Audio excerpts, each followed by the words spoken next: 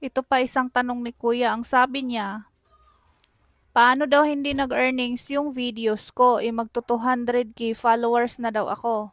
Ganito po kasi yan. Last May, na-unlock na ako sa in-stream ads. Kumita na ako dyan ng $380 sa loob lang ng 5 days. Gawa ng, meron akong ilang videos talaga, sunod-sunod siya nag-trending pagka-unlock ko sa in-stream ads ko. Ang nangyayari, after 5 days, na limited content ako kasi meron siyang music na background na hindi ko napansin yung original videos na meron siyang music na hindi ko siya napansin kaya na limited ako kasi nagiging copyright siya yung long form video. Ngayon, pinatawan ako ni Mita ng restriction. Ang nangyari, hanggang ngayon, hindi pa niya binalik. Kaya kahit mag-upload ako ng videos dyan, hindi po talaga yan nag-earnings yung video ko. Sa Reels, okay naman. Yung sa in-stream ko, hindi yan nag-earnings. Matagal na. Magwa 1 year na ngayong May. Kaya nga, pag content tayo, ingatan talaga natin yung music. Yung music na yun, hindi ko naman yun talaga yung sinadya na may ganyang mangyari. Ang nangyari kasi nun, yung video na ginawa ko na original, meron siyang music na background na nasama doon na kuha din siya pag video. Kaya ang nangyayari, na unoriginal content ako. Yun ang yung ang pagkakamali ko kasi yung pag-upload ko gabi, hindi ko na siya dinouble check pagka umaga, yun na-restrict na yung in-stream ads ko. Kaya hanggang ngayon hindi na ako kumita. Alam ko marami ding nakaranas ng ganito Sobrang tagal na, magwa 1 year na, hindi pa rin binabalik ni Meta. Hindi ko nga din siya magawa-gawa Actually, kung tutuusin, hindi naman sa pag-ano ha, IT ako, kung tutusin, magaling naman ako mangulikot talaga, pero ito talaga ang hindi ko makulikot. Alam mo kung bakit?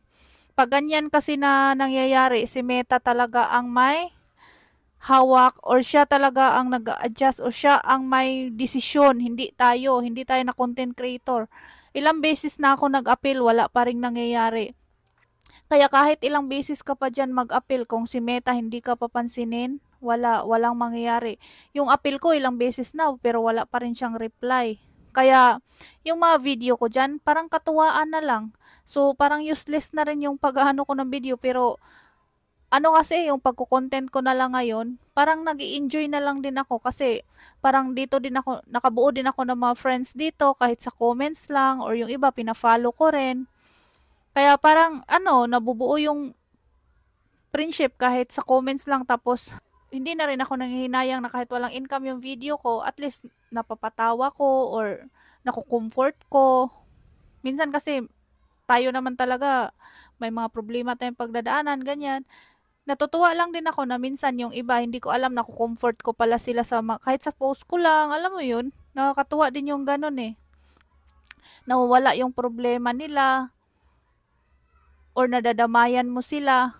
Kaya yung in-stream ads ko, hindi na ako aasa na mababalik yan. Depende na lang ni Meta kung maawa siya sa akin kung ibibalik niya yung sa in-stream ads ko. Marami na rin akong dinilit na video. Hindi lang yata 10, sayang yung mga million views ko, pero hindi ko na pinanghinayangan yun. Pinandilit ko na lang talaga siya para malinis yung account ko. Ang linis na yan ang account ko. Last year pa, nililinis ko na talaga yan. Wala na yung violation. Recommendable din siya, pero wala, hindi mawala-wala yung limited content, limited unoriginal content, yun ang masakit talaga na violation Hindi ko kasi alam, parang nung una kasi, parang, alam mo yun, nung nag-trending na ako, parang, bigla na talaga ako, yung na-overwhelm na talaga ako, wow, ang dami ko ng views, alam mo yun, dumami yung followers ko, kaya upload na lang ako ng upload na hindi ko na namalaya na may nagawa din pala akong violation. Kaya sana patawarin ako ni Meta.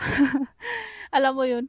Kaya sa isip-isip ko ay sige, bahala na lang. Pero wag kayong mag-isip na malaki ang kikitain ko dyan sa videos. Wala po talaga, kaya hindi mo na ako nagpo-focus gaano gumawa ng videos. Kasi nahihiya din ako sa voice ko, yung boses ko. Yun din yung ko Kaya minsan ngayon nag-focus-focus lang ako sa mga photo lang, ganyan. Ginagawa ko magagawa pag si Meta ang may control. Yung in-stream ads natin, wag na lang tayo muna umasa, hayaan na lang natin, wag tayo magpaka-stress. Mahirap ma-stress ngayon. Diyos ko day. Kaya focus na lang, upload lang tayo ng upload. Tapos habaan na lang natin, gawin nating 3 minutes, baka yun ang kailangan niya. So, Yun lang.